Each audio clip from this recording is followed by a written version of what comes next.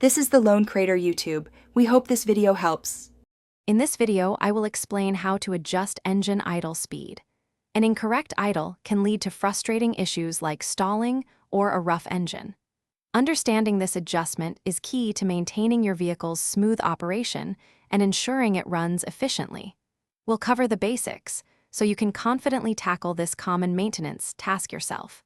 Let's get started on improving your engine's performance today. Before you begin, preparation is crucial.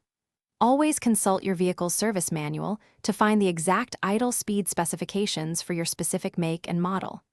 Next, gather your tools. You'll likely need a tachometer for accurate readings, along with a screwdriver and a wrench set.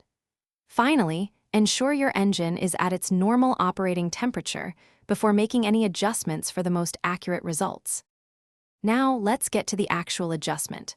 First, locate the idle adjustment screw, which is typically found near the throttle body or carburetor.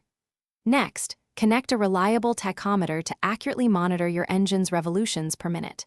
Then, carefully turn the screw incrementally, either clockwise or counterclockwise, until you reach the precise idle speed specified in your vehicle's manual. Take your time for accuracy. After making your adjustments, it's crucial to perform a few final checks.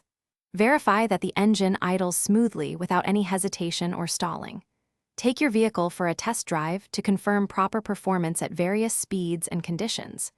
This ensures everything is working as it should.